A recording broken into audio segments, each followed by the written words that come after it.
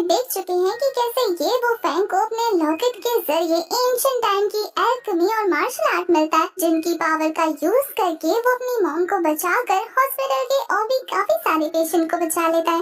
इस बीच उसने काफी सारे लोगों को सबक भी सिखाया था। हॉस्पिटल से निकलने के बाद जब वो अपनी मॉम के लिए दवाई लेने जाता है तो रास्ते में फिर से उसकी टक्कर किंचू से हो जाती है। इस पार्ट की स्टार्टिंग में दिखाते हैं कि जैसे ही किंचू उसे देखती है वो काफी ज्यादा चौंक गई थी। वो बू फेंग से कहती है कि तुम यहाँ क्या कर रहे हो? वैसे तुम्हारी तबीयत तो ठीक है ना? पिछली बार तुमने सही से मुझसे बात भी नहीं की थी और तुम वहाँ से निकल गए थे। बू फेंग बताता है कि मैं ठीक हूँ, पर तुम सरसराती हुई कहाँ जा रही हो? किंचू उसके पास आते हुए कह रही थी कि क्या तुम मेरी एक हेल्प कर सकते हो? मुझे इस लड़के से पीछा छुड़ाना है, तो क्या तुम मेरा बॉयफ्रेंड बनने का नाटक करोगे? असल में तो मैं इस लड़के को 1 महीने से इग्नोर कर रही हूँ, लेकिन ये मुझे इतना परेशान कर चुका है। सुबह शाम मुझे फोन कॉल्स और चारों तरफ से हॉन्ट करता आ रहा है। पर बू फेंग उसकी इस रिक्वेस्ट को मना करते हुए कह रहा था कि सॉरी, मेरे पास गर्लफ्रेंड है। वो तो चिढ़ जाती है कि क्या तुम मेरी हेल्प करने से मुझे मना कर रहे हो? तब तक उस लड़के की नजर किंचू पर पड़ चुकी थी, इसलिए वो अपने पास से ब्लू रोजेस का बुके लेकर उसे इम्प्रेस करने पहुंच जाता है कि तुम्हारा दिन काफी अच्छा हो, मैं तुम्हारे लिए ये बुके लेकर आया हूँ। किंचू चिढ़ते हुए कहती है कि मेरा दिन पहले से ही काफी अच्छा जा रहा था, पर अब तुम्हें देखने के बाद मेरा मूड खराब हो गया है। वो काफी ज्यादा नाराज होते हुए कहती है कि मैंने तुमसे कितनी बार कहा है कि मेरा पीछा मत करो, मैंने तुमसे कहा है ना कि मेरा एक बॉयफ्रेंड है। तो लड़का कहता है कि मुझे पता है कि तुम मुझे भगाने के लिए झूठ बोल रही हो, तुम्हारे पास कोई बॉयफ्रेंड नहीं है, अगर होता तो तुम मुझे उससे कब का मिलवा चुकी होती। जो बू फेंग का हाथ पकड़ के खींचते हुए कहती है कि तभी तो मैं इसे आज तुम्हारे सामने लेकर आई हूँ, क्योंकि मैं तुम्हें दिखाना चाहती हूँ कि आखिर मेरा बॉयफ्रेंड है कौन। इससे मिलो जिससे मैं प्यार करती हूँ, और ये मेरा बॉयफ्रेंड है जिसका नाम ये वो फेंग है। वहीं वहाँ मौजूद लोग तो ये सुनने के बाद एक्साइटेड हो जाते हैं कि 2 हैंडसम लड़के और एक खूबसूरत लड़की, ये तो लव ट्रायंगल है। अब देखना बनता है कि इस स्टोरी का मेन हीरो कौन है। पर वहीं आधे लोग इस बारे में बात करने लगते हैं कि आखिर वो दूसरा वाला लड़का कितना ज्यादा रिच है, उसके सामने तो बू फेंग टिक भी नहीं पाएगा। और ये चीज उस अमीर बाप की बिगड़ी हुई औलाद ने भी नोटिस कर ली थी। वो बू फेंग के कपड़े देखते हुए उसकी इंसल्ट करने लगता है कि तुम्हें प्यार करने के लिए एक गरीब भिखारी मिला था, जिसके पास ना तो ढंग की घड़ी है और ना ही कपड़े।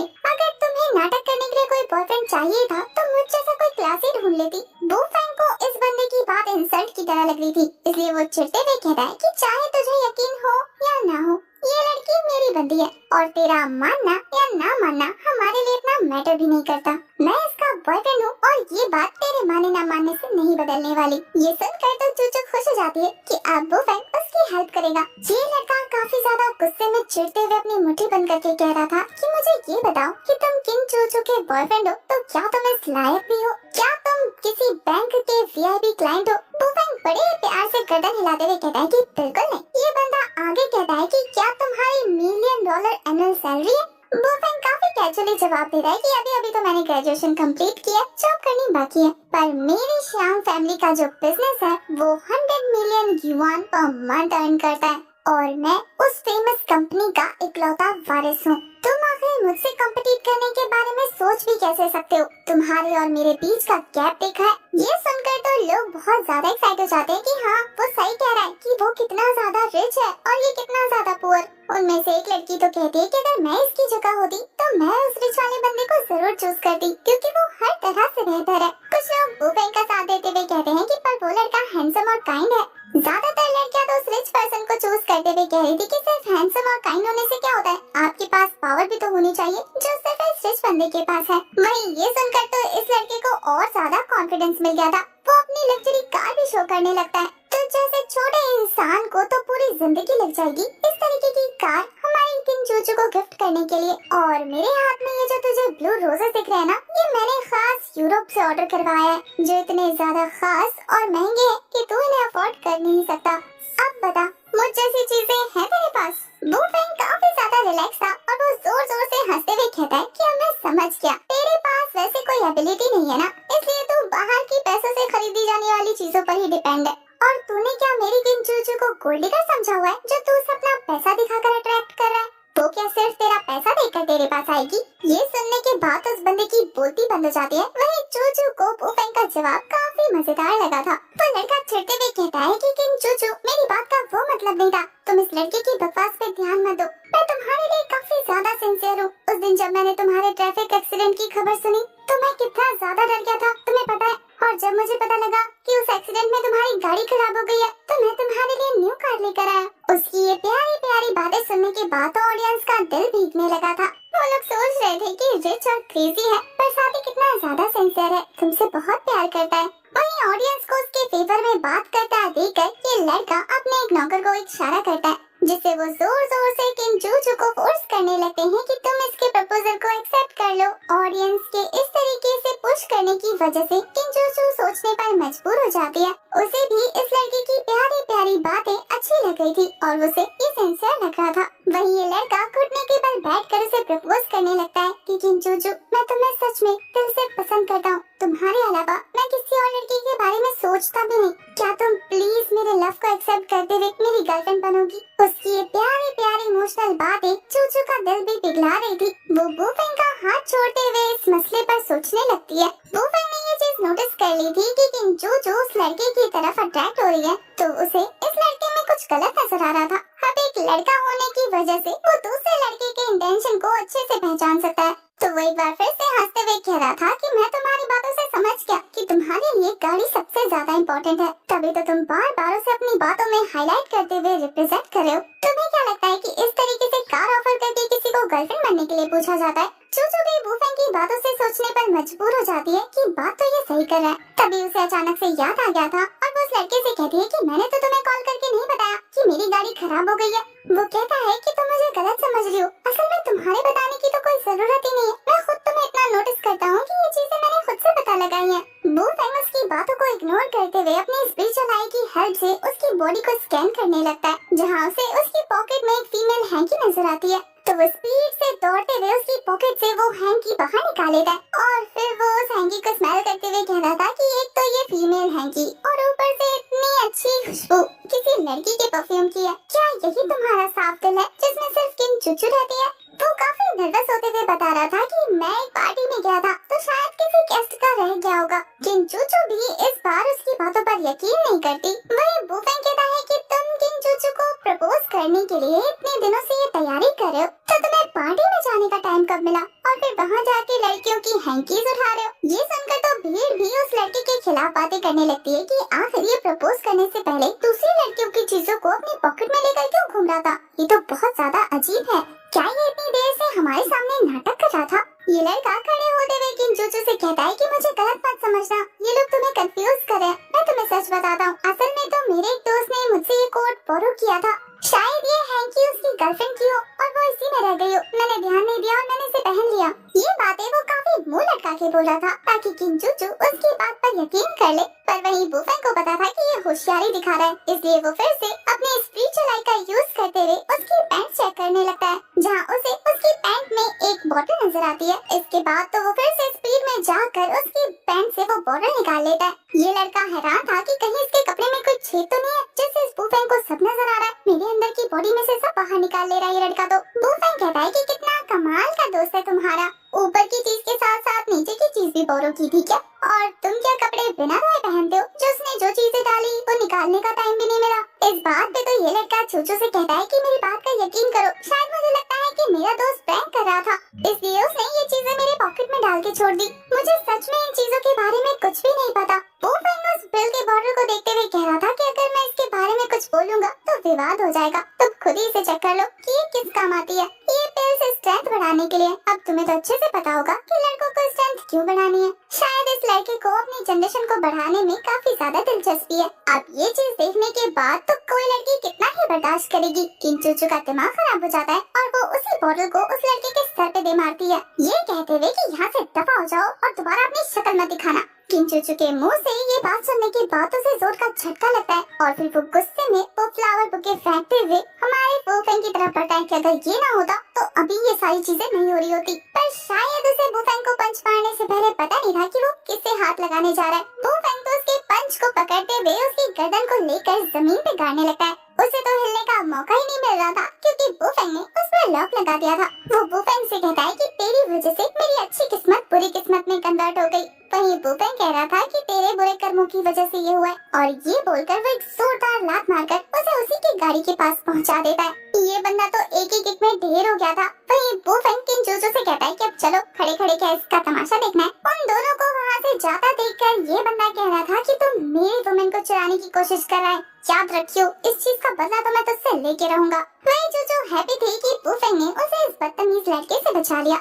वहाँ से थोड़ा दूर आगे जाने के बाद किन जोजो काफी ज्यादा क्यूरियस होकर वो फेंग से पूछती है कि आखिर तुम्हें उस लड़के के पॉकेट में क्या है ये कैसे पता लगा? कहीं ऐसा तो नहीं है ना कि तुम्हें कपड़े के अंदर क्या है ये देखकर पता लग जाता है। वो फेंग किन जोजो की बात पर कहता है कि तुम्हें कैसे पता लगा कि मुझे कपड़े के अंदर दिखाई देता है? वो फेंग इतना ज्यादा सीरियस लग रहा था कि जोजो को तो उसकी बात सच लगती है, तो वो तो काफी ज्यादा घबराते हुए खुद को कवर करते हुए कह रही थी कि क्या तुम्हें सच में दिखाई देता है? अब ये मत कहना कि तुम सच में मेरी ड्रेस के अंदर देख पा रहे हो। वो फेंग को पता था कि वो ये बोलकर फंस गया, इसलिए वो खुद को कवर अप करते हुए कह रहा था कि कैसी बकवास कर रही हो, तुम्हें क्या मैं कोई जादूगर लगता हूँ? असल में मैं एक डॉक्टर हूँ और मुझे उसकी बॉडी के सिम्टम्स देखकर पता लग गया था कि वो कौन सी पिल्स लेता होगा, और साथ ही उसकी बॉडी से 2 तरीके के परफ्यूम की खुशबू आ रही थी, तो मैंने उसे चेक करने के लिए रैंडमली उसके पॉकेट में हाथ डाल दिया, पर लकीली देखो मेरे हाथ में एक हैंकी आ गई। जोजो को वो फेंग की बातें काफी ज्यादा लॉजिकल लग रही थी,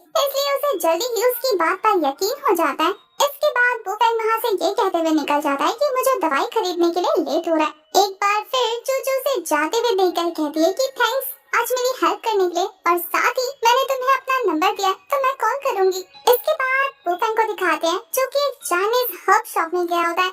यहाँ से उसे एंशिएंट टाइप के हर्ब्स कलेक्ट करने थे, जिसकी हेल्प से वो अपनी मॉम के लिए चाइनीज मेडिसिन बनाने वाला था। वो स्टाफ के पास जाकर काफी लंबी चौड़ी लिस्ट पकड़ाता है। उसके इंग्रेडिएंट्स के साथ साथ उनकी क्वांटिटी भी बहुत ज्यादा थी। वो स्टाफ भी देखकर हैरान था। वो कहता है कि आप सच में बहुत सारा सामान खरीद रहे हैं, ये रेयर हर्ब्स में से एक माने जाते हैं। और ये बोलने के बाद वो सारा का सारा सामान काउंटर पे इकट्ठा करके बिल बना कर देता है, जो कि पूरे के पूरे 3 लाख का बना था। इतना बड़ा अमाउंट सुनने के बाद तो वो फेंग की हालत खराब हो जाती है। वो कहता है कि मैंने इतना बिल एक्सपेक्ट नहीं किया था। तो वो स्टाफ कहता है कि ठीक है फिर आप आधा सामान ले लो और आधा आप बाद में ले लेना। वो फेंग कहता है कि मैं जिस तरीके की मेडिसिन बनाने वाला हूँ उसमें ये सारे के सारे इंग्रेडिएंट्स लगने वाले हैं। तो वो स्टाफ वो फेंग से कहता है कि ठीक है फिर क्वांटिटी कम कर दो।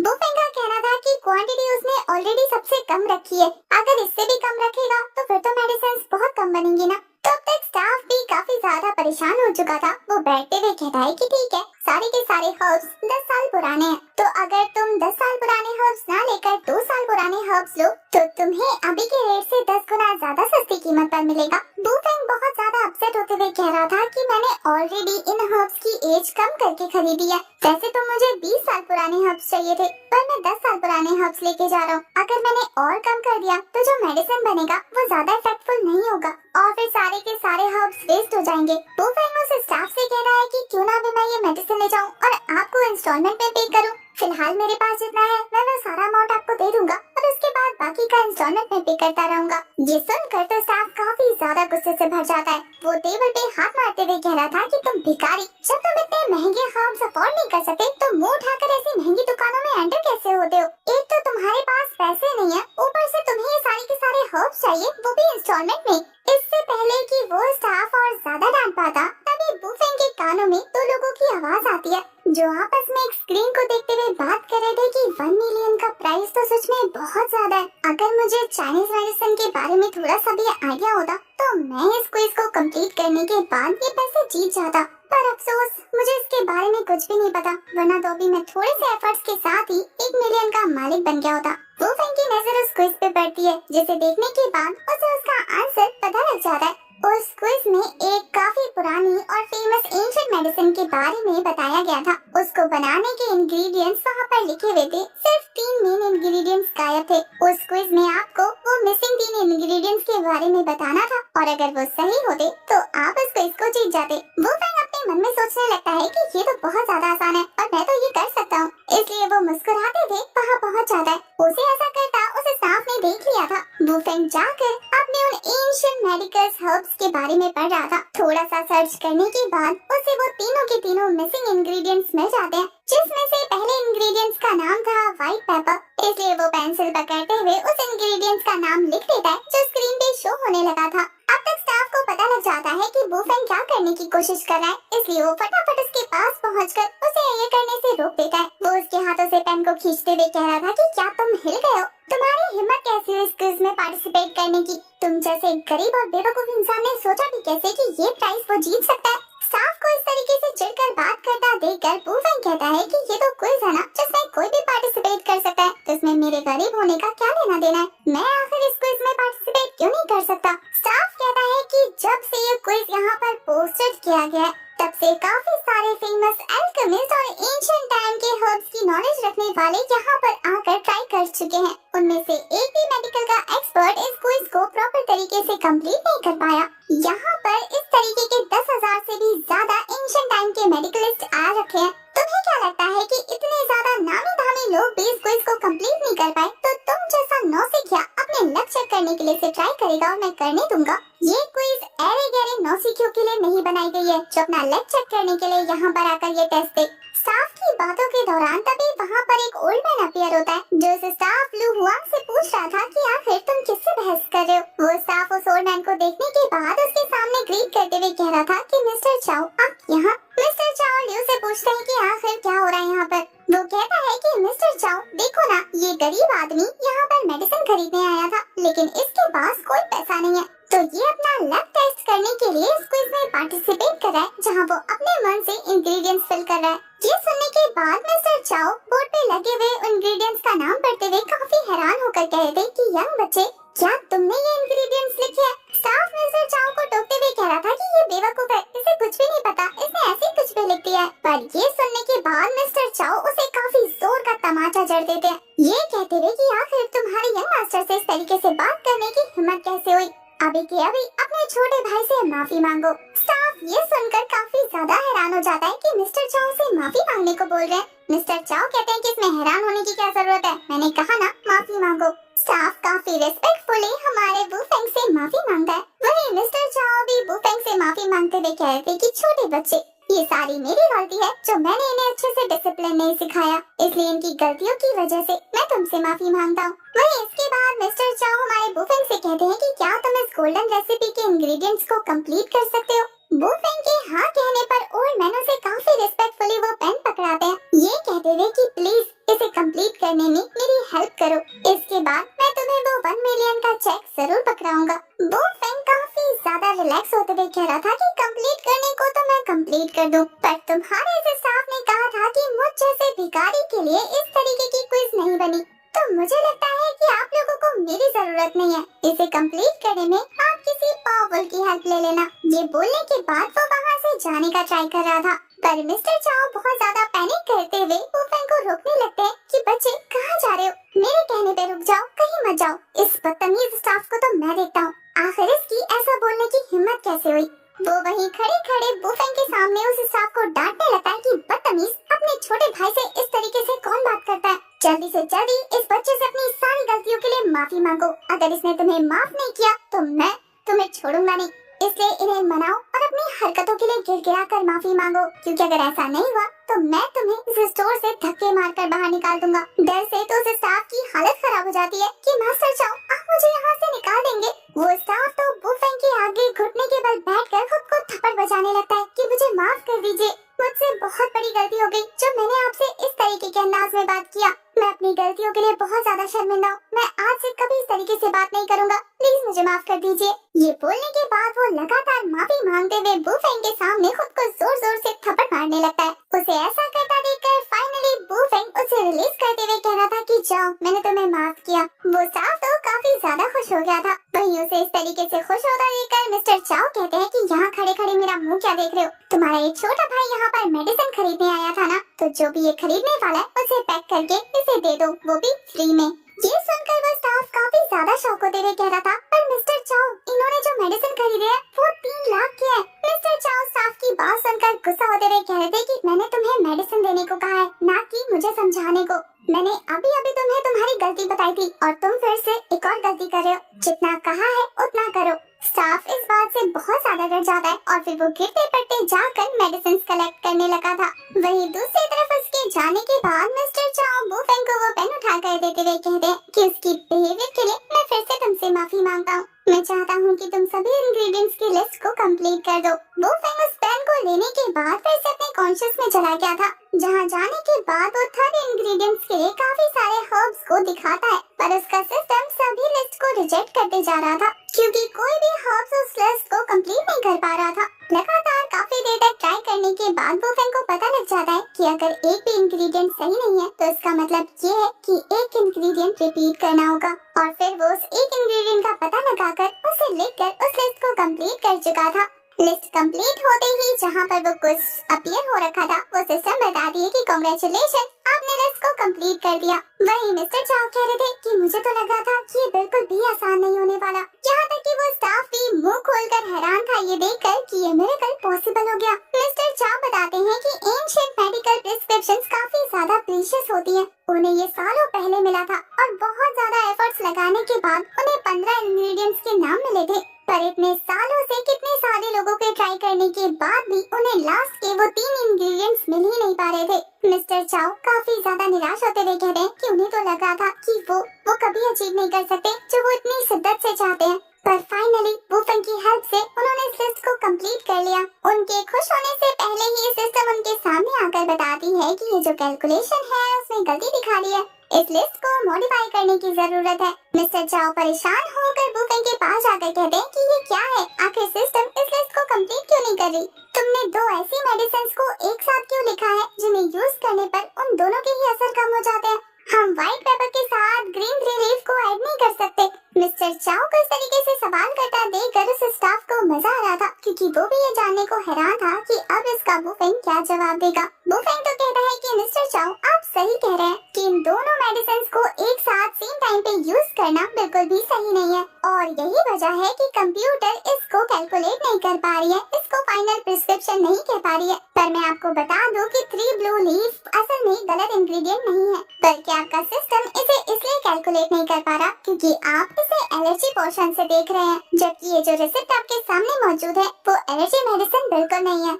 इसलिए बेशक इन दोनों हर्ब्स की क्वालिटी सेम हो, लेकिन इनका जो मेडिकल प्रॉपर्टीज है वो बहुत ज्यादा अलग है। अब तक मिस्टर चाओ को भी पता लग जाता है अच्छे से कि उन्हें वुफेंग क्या समझाने की कोशिश कर रहा है। अब तक शायद इसीलिए कोई भी इस लिस्ट को कंप्लीट नहीं कर पा रहा था क्योंकि सिस्टम सही आंसर को रिजेक्ट कर दे रही थी। सिस्टम मिस्टर चाओ से कहती है कि क्या आपको प्रिस्क्रिप्शन में कोई और चेंजेस करने हैं, क्योंकि वो एंशिएंट प्रिस्क्रिप्शन पढ़ने के बाद मिस्टर चाओ को लग रहा था कि ये असल में एलर्जी की मेडिसिन है, क्योंकि उस प्रिस्क्रिप्शन में लिखा हुआ एक लास्ट वर्ड काफी ज्यादा धुंधला था। और अब जब वुफेंग ने उन्हें सभी इंग्रेडिएंट्स के नाम बता दिए हैं और साथ ही ये भी बता दिया है कि ये मेडिसिन किस चीज के लिए बनाया जा रहा है, तो उन्हें इस एंशिएंट मेडिसिन की प्रिस्क्रिप्शन काफी क्लियर तरीके से समझ आ गई थी। वो बहुत ज्यादा खुश होते हुए कहते हैं कि तुम्हारी वजह से अब हमारी एंशिएंट मेडिकल स्किल्स और ज्यादा एनहांस हो चुकी है। तुम्हें नहीं पता कि ये हर्ब्स किस तरीके से हमारे काम आएगा। सिस्टम में नया अपडेट करने के बाद सिस्टम भी एक्सेप्ट कर लेती है कि ये जो इंग्रेडिएंट्स बताए गए हैं ये सही है। तो मिस्टर चाओ अपनी कामयाबी पे काफी ज्यादा खुश होते हुए वुफेंग को इस चीज के लिए थैंक यू बोलने लगते हैं कि छोटे बच्चे, वैसे तो तुम उम्र में मुझसे बहुत ज्यादा कम हो, लेकिन मुझे लगता है कि तुम्हें मुझसे ज्यादा तजुर्बा है और तुम्हारी वजह से मैंने एंशिएंट मेडिसिन्स के बारे में और भी काफी सारी चीजें सीखी हैं। वुफेंग उन्हें अपना नाम बताते हुए कह रहा था कि मिस्टर चाओ, मेरा नाम वुफेंग है और आपको इतना ज्यादा फॉर्मल होने की जरूरत नहीं है। मैंने तो बस एक क्विज को कंप्लीट किया और अगर इस तरीके से मैं आपके काम आया हूँ तो मुझे इसकी काफी ज्यादा खुशी है। वुफेंग की बात सुनकर मिस्टर चाओ को भी अच्छा लगता है। वो कहते हैं कि चलो अब देखते हैं कि तुम्हारे हर्ब्स के क्या हाल है। ये बोलने के बाद लियो होंग को बुलाता है ये कहते हुए कि जल्दी से इन मास्टर्स के हर्ब्स ले आओ। वो स्टाफ लियो तो डरते डरते हमारे वुफेंग के सारे हर्ब्स लाकर टेबल पर रख देता है। इस बार वो काफी ज्यादा पोलाइट था। जब मास्टर चाओ से कहते हैं कि इनकी जीती हुई प्राइस मनी भी इन्हें दे दो,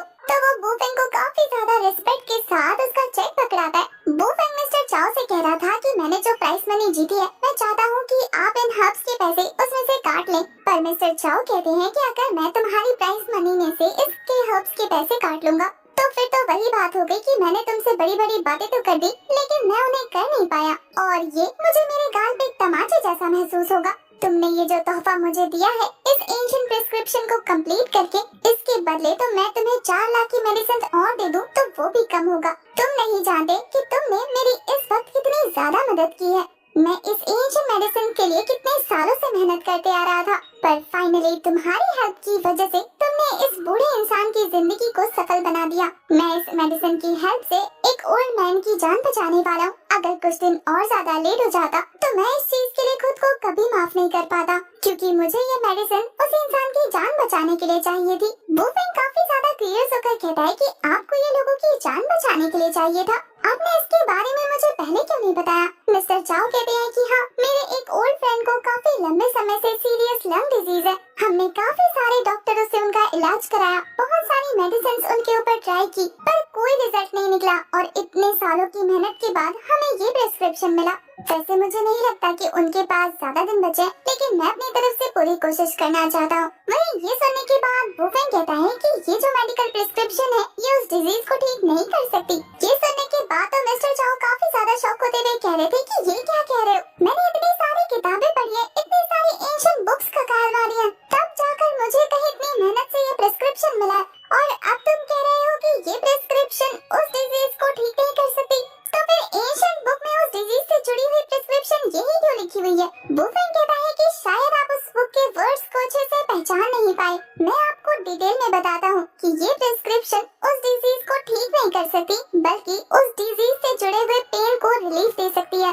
इस प्रिस्क्रिप्शन से जो दवाई निकलेगी वो पेन रिलीफ के लिए यूज किया जाता है। इसके बाद बुफेंग उन्हें काफी ज्यादा अपसेट होते हुए देखकर कहता है कि आपको इसके लिए सैड होने की जरूरत नहीं। वैसे तो ये उस डिजीज को ठीक नहीं करेगी, लेकिन इसके अलावा मेरे पास काफी और आइडियाज हैं। मिस्टर चाओ एक ही बार में एक्साइट होते हुए बुफेंग से कहते हैं कि ये तो बहुत अच्छी बात है। मैं नहीं चाहता कि तुम्हारा वो आइडिया काम करेगा या नहीं, पर मैं चाहता हूँ कि तुम एक बार ट्राई करो। प्लीज मेरे साथ चल के एक बार उन्हें देख लो। उन्हें चेक करने के बाद क्या पता तुम्हें और बहुत सारे आइडियाज आ जाए। इसके बाद हमें मेन रोड पे एक गाड़ी को दिखाते हैं जो काफी ज्यादा रैश ड्राइविंग के साथ चल रही थी, और ये रैश ड्राइवर और कोई नहीं बल्कि वही ओल्ड मैन थे, मिस्टर चाओ, जिनके बगल में पैसेंजर सीट पर बैठकर हमारा बुफेंग जोर जोर से चिल्ला रहा था, क्योंकि स्पीड इतनी ज्यादा थी कि उसकी जान उसके हलक में आ जाती है। वहीं इसी बीच मिस्टर चाओ बुफेंग से पूछ बैठते हैं कि आखिर तुम मेरे बूढ़े दोस्त को कैसे ठीक करोगे? बुफेंग काफी ज्यादा डरते हुए कह रहा था कि जैसे कि आपने मुझे बताया अपने दोस्त के डिजीज के बारे में, मुझे उनकी कंडीशन जानकर एक ही सबसे अच्छा मेथड याद आ रहा है, और कुछ नहीं करने से तो बेहतर है कि 9 नीडल सोल्स का यूज किया जाए। 9 नीडल ऑफ सोल्स के बारे में सुनने के बाद उस ओल्ड मैन के चेहरे का रिएक्शन देखने वाला था। उन्हें अपने कानों पे यकीन नहीं होता कि अभी उन्होंने क्या सुना। वो बुफेंग से कहते हैं कि तुमने क्या कहा, एक बार फिर से कहना। वैसे वो अपने इस शॉकिंग बिहेवियर के साथ उन दोनों की ही जान को खतरे में डालने वाले थे, क्योंकि उनके सामने ट्रक आ जाता है और उनका उस ट्रक पर ध्यान नहीं गया था। तो ये देखते हुए बुफेंग को ही कार को हैंडल करना पड़ता है। कार इतनी जोर से टर्न होती है कि दोनों ही झटका खा जाते हैं। बुफेंग ओल्ड मैन से कहता है कि आगे से संभाल के चलाना। वही ओल्ड मैन अभी भी बुफेंग की बातों से इतना ज्यादा शॉक थे, वो कहते हैं कि बच्चे फिर से कहना, थोड़ी देर पहले तुमने जो कहा, क्या तुमने सच में 9 नीडल्स ऑफ सोल के बारे में बात की? बुफेंग कहता है कि हाँ, मैंने उसी के बारे में बात की, पर आप इस बात पे इतना शॉक क्यों हो रहे हैं? वो ओल्ड मैन कहते हैं कि जिस मेथड के बारे में तुम बात कर रहे हो वो इतना ज्यादा असरदार है कि मरती हुई सोल को भी गुफा से वापस ले आए। मैं असल में ये जानकर बहुत ज्यादा हैरान हूँ कि तुम्हें इस तरीके का मेथड आता है। वो छोड़ो, तुम्हारे जैसे इतने यंग बच्चे को इस तरीके के मेथड के बारे में पता है, यही सोचकर मैं बहुत ज्यादा हैरान हूँ। अगर तुम्हें सच में ये मेथड अच्छे से आता है तो तुम मरते हुए को भी जिंदा कर सकते हो। ये एंशिएंट टाइम का रामबाण इलाज हुआ करता था जिसके बारे में तुमने अभी बात की। इस एंशिएंट मेथड के बारे में तो मैंने काफी सालों से नहीं सुना। तुम्हारी बातों से तो मुझे लग रहा है कि अगर तुम इस मेथड के बारे में जानते हो तो तुम सच में एक एंशिएंट मेडिसिन मास्टर के डिसेंडेंट हो।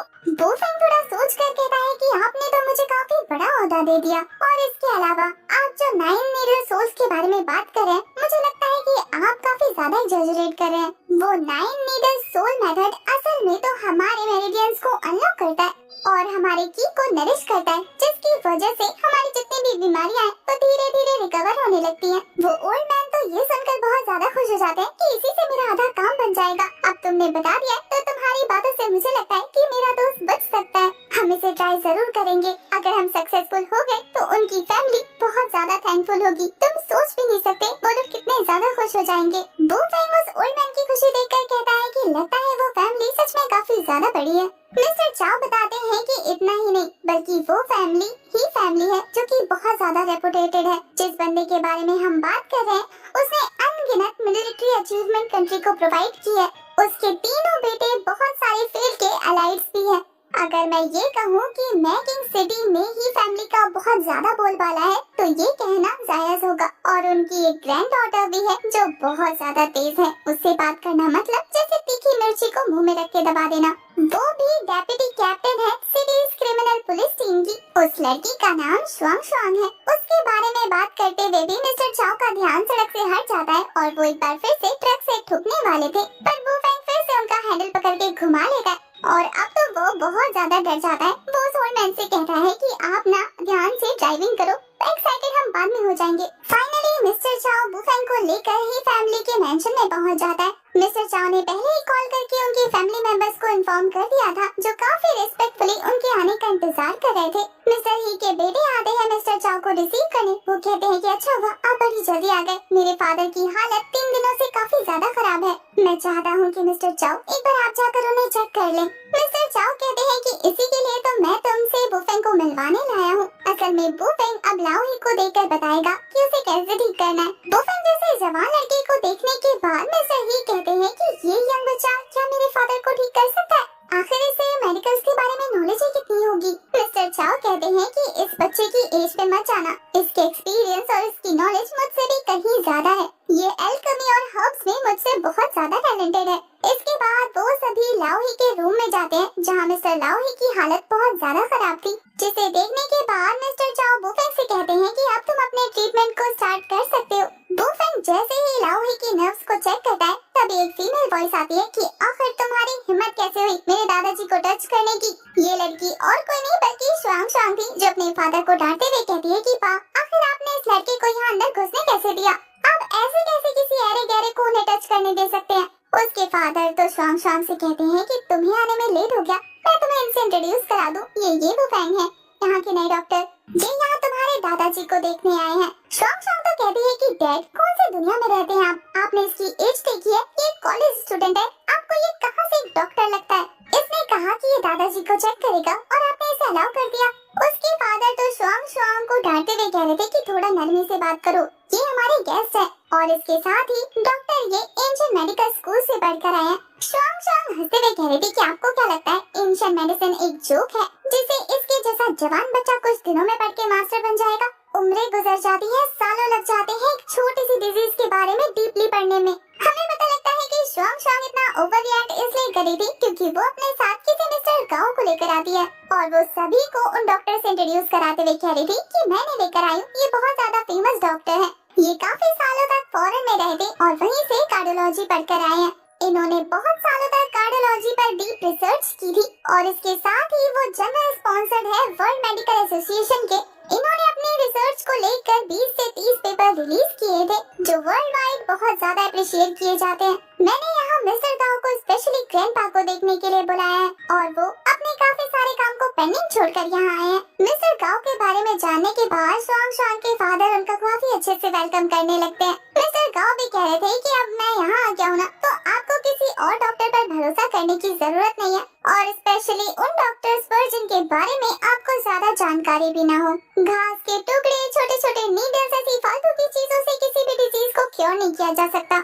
डॉक्टर गाओ सीधा सीधा बुफेंग को टॉन्ट मारा था, वहीं ये सारी चीजें मिस्टर चाओ को भी पता लग रही थी। वहीं शुआंग शुआंग मिस्टर गाओ से कहती है कि मैं अपने ग्रैंडपा की इलनेस को अब आपके हाथों में छोड़ती हूँ। मिस्टर गाओ कहते हैं कि मैं भी अब तुम्हारे ग्रैंडफादर को सबसे बेस्ट ट्रीटमेंट देने वाला हूँ। ये देखकर तो शुआंग शुआंग के फादर मिस्टर चाओ से माफी मांगने लगते हैं कि आपको तो पता है ना कि इस लड़की का टेम्पर कैसा है, बिना सोचे समझे कुछ भी बोल देना और जो दिल में आना वही करना। बुफेंग कहता है कि ठीक है, अब अगर इस ओल्ड मैन को कोई और देख रहा है तो सबसे पहले हम यहाँ से चलते हैं। ये बोलने के बाद वो तो जाने की तैयारी कर रहा था, पर मिस्टर चाओ से रोकने लगते हैं कि प्लीज थोड़ी देर और रुक जाओ, इतनी जल्दी मत करो यहाँ से जाने की। ये डिजीज बहुत ज्यादा कॉम्प्लिकेटेड है, कितने सारे मेडिकल एक्सपर्ट्स आकर यहाँ पर हार मान के गए हैं। मैं जानता हूँ कि अगर तुम कोशिश करोगे तो उन सबसे बेहतर तरीके से इसे हैंडल करोगे। मैं नहीं चाहता कि तुम इतनी जल्दी हार मानकर यहाँ से जाओ। इसके बाद मिस्टर चाओ लाओही से जुड़ी और भी काफी सारी चीजें बताते हैं। ये सारी बातें सुनने के बाद भी बुफेंग कह रहा था कि अब मिस्टर लाओही काफी अच्छे हाथों में है, तो मुझे नहीं लगता कि यहाँ मेरी ज्यादा जरूरत है।